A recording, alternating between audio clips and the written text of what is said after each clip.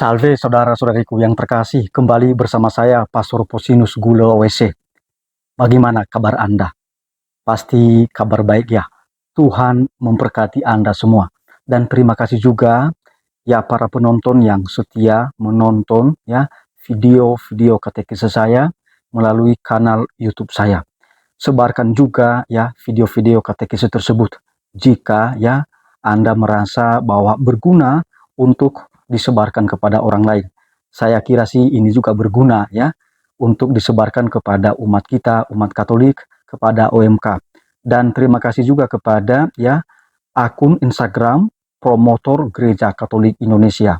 Karena video-video saya atau juga video-video saya baik di dalam kanal YouTube maupun juga di IG dan di TikTok disebarkan oleh banyak OMK akhirnya karena akun Instagram ya promotor Gereja Katolik Indonesia ya mempromosikan video-video yang saya muat atau saya posting di dalam kanal YouTube saya.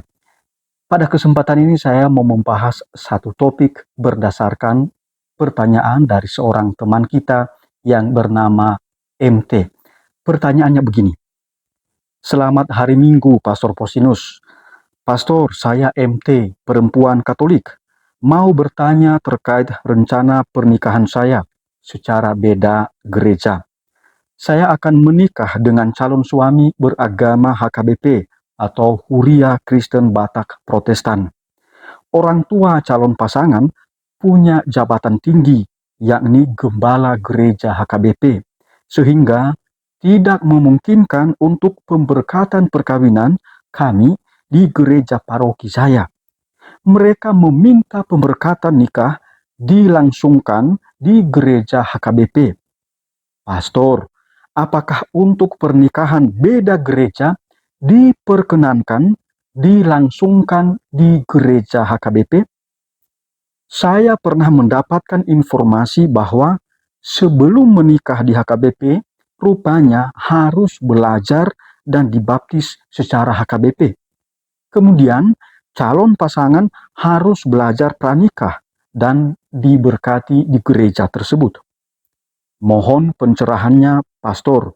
Saya tetap menjadi seorang Katolik. Saya berjuang setia sebagai Katolik sampai akhir hayat saya. Sekali Katolik, tetap Katolik. Terima kasih. Nah, saudara-saudariku yang terkasih, bagaimana jawaban saya terhadap pertanyaan dari saudari kita MT ini? Marilah kita ikuti.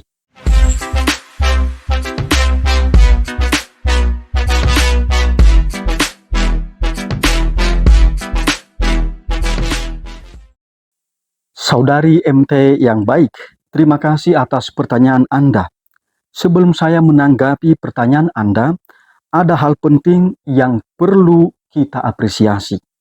Pertama, saudari MT berusaha mencari berbagai informasi ketika membutuhkan solusi dalam situasi yang sedang dialami. Saudari MT berusaha tidak menempuh jalan pintas, tidak pindah ke agama calon pasangan yang notabene non-Katolik. Kedua, saudari MT menyatakan bahwa berjuang setia sebagai umat Katolik. Bahkan MT sendiri dengan berani dan penuh keyakinan berkata, saya berjuang setia sebagai Katolik sampai akhir hayat saya. Sekali Katolik, tetap Katolik. Nah, ini luar biasa, saudara-saudariku yang terkasih. Sekali Katolik, tetap Katolik. Nah, ini harus kita perjuangkan. Ya, semua orang Katolik, baik ya anak-anak, ya OMK, dan juga orang dewasa. Kita harus setia sebagai orang Katolik. Ini komitmen yang seharusnya dimiliki oleh semua umat Katolik, termasuk OMK, ya orang muda Katolik. Kita prihatin karena ada beberapa OMK yang lebih memilih meninggalkan iman dan gereja Katolik saat menikah. Ini beberapa kasus saya mendengarkan. Ya. Ada beberapa mereka meninggalkan ya iman Katolik. Nah, kita berdoa supaya mereka ya kembali menjadi anggota gereja Katolik. Supaya mereka juga diberkati oleh Tuhan. Saya ingat sabda Tuhan dalam kitab Wahyu, ya, bab 2 ayat 10. Hendaklah engkau setia sampai mati, dan aku akan mengaruniakan kepadamu mahkota kehidupan. Sabda Tuhan Allah inilah yang sedang diwujudkan terus oleh saudari MT. Jadi selamat kepada Anda, saudari MT. Dan kita ya mendukung Anda. Saya juga berdoa untuk saudari MT ya, supaya sungguh-sungguh setia di dalam komitmen ini. Sekali Katolik, tetap Katolik. Nah, sekarang saya menanggapi dan memberikan tawaran solusi atas kasus saudari kita MT ini. Bagian pertama, tanggapan dan solusi. Terkait rencana pernikahan Anda dan juga pertanyaan Anda di atas, ada beberapa tanggapan dan sekaligus solusi yang saya tawarkan sebagai berikut. Pertama, perkawinan beda gereja itu sendiri merupakan larangan perkawinan. Hal ini ditegaskan di dalam Kitab Hukum Kanonik, Kanon 1124. Saya bacakan bunyinya. Perkawinan antara dua orang dibaptis, yang diantaranya satu dibaptis dalam gereja Katolik atau diterima di dalamnya setelah baptis, sedangkan pihak yang lain menjadi anggota gereja atau komunitas gerejawi yang tidak mempunyai kesatuan penuh dengan gereja Katolik, tanpa izin jelas dari otoritas yang berwenang, dilarang. Jadi ingat, dilarang. Jadi perkawinan beda gereja itu merupakan larangan. Jadi dilarang oleh gereja Katolik. Berdasarkan kanon tersebut di atas, Anda yang beragama Katolik baru boleh menikah dengan pantas atau licit jika Anda memperoleh izin nikah beda gereja dari ordinaris wilayah, yakni dari Bapak Uskup atau dari Romo Vikaris Jenderal atau dari Romo Vikaris Episkopal Teritorial. Salah seorang dari antara mereka ini harus memberikan izin itu. Bisa jadi muncul pertanyaan Anda, Pastor, bagaimana caranya memperoleh izin itu? Izin beda gereja. Nah, jangan khawatir dan jangan pusing juga. Dalam praktiknya, calon pasangan akan dibantu oleh pastor untuk meminta izin nikah beda gereja ini kepada ordinaris wilayah seperti sudah disebutkan di atas tadi, kepada Bapak Uskup atau kepada Romo Vikaris Jenderal atau kepada Romo Vikaris Episkopal Teritorial. Kedua, sakramen baptis berlaku seumur hidup. Gereja Katolik melalui KHK atau Kitab Hukum Kanonik, Kanon 845, mengajarkan bahwa sekali sakramen baptis diterima dengan sah, memiliki meterai atau sifat kekal. Sakramen baptis berlaku seumur hidup dan tidak boleh diulang. Tidak boleh diulang. Saudari MT sudah dibaptis secara Katolik, maka Anda tidak perlu dibaptis ulang. Ketiga, tidak menjadi umat yang skismatik. Sederhananya, skisma itu berarti orang yang dibaptis yang menolak ketaklukan atau ketaatan kepada paus atau persekutuan dengan anggota-anggota gereja yang takluk kepada Bapak Paus.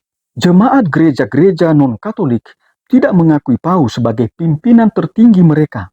Mereka juga tidak mengakui paus sebagai yang meneruskan tahta Santo Petrus. Mereka juga tidak mengakui bahwa paus sebagai wakil Kristus di dunia. Mereka tidak mengakui itu. Maka mereka pun tidak taat dan tidak tunduk kepadanya. Bahkan gereja-gereja non-Katolik itu tidak dalam persekutuan penuh dengan gereja Katolik. Oleh karena itu, Anda dan juga umat Katolik harus sadar bahwa jika memberi diri dibaptis secara HKBP, artinya Anda ikut dalam gereja non-Katolik yang notabene tidak mengakui paus sebagai pimpinan tertinggi dan juga tidak membangun persekutuan dalam gereja Katolik. Dengan menolak dibaptis secara HKBP, artinya Anda setia sebagai umat Katolik seperti komitmen Anda tadi, ya, sekali Katolik, tetap Katolik. Keempat, jika benar bahwa dalam HKBP yang Anda maksud ternyata mewajibkan pihak non-HKBP untuk dibaptis secara HKBP sebelum menikah, maka Anda tentu tidak bisa diberi dispensasi untuk menikah secara HKBP. Sebab dengan dibaptis secara HKBP, maka Anda menjadi anggota jemaat HKBP itu. Itu artinya secara publik Anda keluar dari Katolik. Kelima, tetapi jika ternyata pihak Katolik tidak diwajibkan dibaptis secara HKBP, maka bisa terbuka solusi, yakni menikah secara ekumenis. Perayaan perkawinan secara ekumenis berarti perayaan perkawinan antara mempelai yang dibaptis dalam gereja Katolik dengan yang dibaptis dalam gereja Protestan di hadapan pelayan Katolik, yaitu Bapak Uskup atau pastor atau diakon, dan pelayan Protestan atau pendeta, dan dengan 2 orang saksi. Akan tetapi, ada ketentuan demi keabsahan perkawinan itu, yakni pelayan Katolik, uskup atau pastor atau diakon yang meminta dan menerima kesepakatan nikah mempelai. Jadi di dalam perkawinan itu kan sebelum mempelai, ya, saling, ya, menerimakan, saling memberikan janji atau kesepakatan nikah, kan ada tanya jawab. Minimal ada 3 tanya jawab antara mempelai dengan romo, ya. Pertanyaan yang pertama kurang lebih begini. Romo akan bertanya, apakah kalian berdua mau meresmikan perkawinan ini secara Katolik? Lalu nanti Anda mengatakan, ya, kami bersedia. Lalu yang kedua, pertanyaan yang kedua, apakah Anda, ya, bersedia dan mau menerima anugerah anak, ya, lalu juga membaptisnya secara Katolik dan mendidiknya secara Katolik? Lalu nanti mempelai mengatakan, kami bersedia dan mau.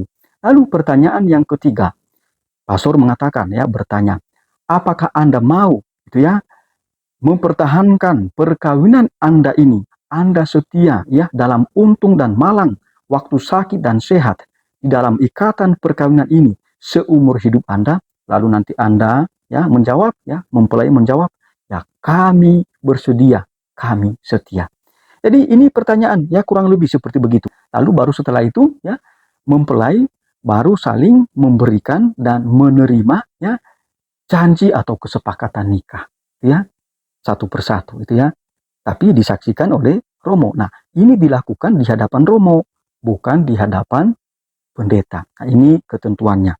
Namun, di beberapa keuskupan dan paroki masih sangat hati-hati memberikan izin perkawinan ekumenis ini. Sebab ada beberapa kasus ternyata umat Katolik malah meninggalkan iman Katoliknya. Bahkan ada yang meminta perkawinan ekumenis itu bukan dengan niat yang positif, tetapi karena pihak Katolik kalah dengan keinginan calon pasangan dan keluarganya yang beragama Protestan. Informasi lain yang perlu diketahui adalah perayaan perkawinan secara ekumenis yang dilaksanakan di gereja Protestan hendaknya dimintakan izin kepada ordinaris wilayah tempat dirayakannya perkawinan itu. Bagian B atau bagian kedua, alasan wajar perkawinan ekumenis. Lalu, apakah harus ada alasan tertentu sehingga perkawinan ekumenis itu diizinkan atau dapat ditempuh? Ya, tentu saja harus ada alasan yang wajar dan masuk akal. Misalnya, antara lain, pertama, untuk mempromosikan gerakan ekumenisme yang sehat. Namun demikian, pihak Katolik mesti menghindari kecenderungan bahwa akhirnya menempuh solusi ini karena kalah dengan pihak non-Katolik. Motivasi menempuh solusi ini juga bukan karena menganut paham bahwa antara Katolik dan Protestan sama saja. Nah, itu bukan karena itu. Pandangan semacam ini tidaklah sehat, sebab justru menganut sikap permisif atau memperbolehkan semuanya. Juga paham sinkretisme atau mencampur adukan ajaran agama. Dan juga, ya, ini juga yang harus diperhatikan, indiferentisme atau acuh tak acuh terhadap agama dan menganggap semua agama sama saja. Nah, tidak demikian juga, ya. Dalam Katekismus Gereja Katolik, ya, nomor 1634, gereja mengingatkan umat Katolik agar tidak terjebak dalam sikap indiferentisme ini, acuh tak acuh terhadap agama atau menyamakan saja ajaran agama. Ya, tidak jatuh di dalam paham atau sikap semacam itu. Kedua, jika mempelai beragama Protestan merayakan perkawinan di luar gerejanya, malah timbul batu sandungan berat. Mengingat jabatan orang tuanya atau jabatannya atau tingkat keaktifannya dalam gereja atau komunitas gerejawinya punya pengaruh besar. Contohnya, ya, mempelai adalah anak gembala gereja HKBP, seperti dalam kasus Anda ini. Ketiga, jika mempelai beragama Protestan merayakan perkawinan di luar gerejanya, malah diberi sanksi kepada dirinya dan keluarganya yang tentu saja memberatkan hidup mereka. Jadi saudara-saudariku yang terkasih, alasan-alasan pemberian izin untuk merayakan perkawinan ekumenis didasarkan pada konteks pastoral untuk membantu calon mempelai. Maka harus dihindari sikap dan tindakan yang justru merendahkan dan mengabaikan kesetiaan terhadap iman dan ajaran Katolik. Itu saja tanggapan, tawaran solusi saya, dan jawaban-jawaban saya terhadap kasus dari saudari kita MT ini. Tuhan memberkati. Amin.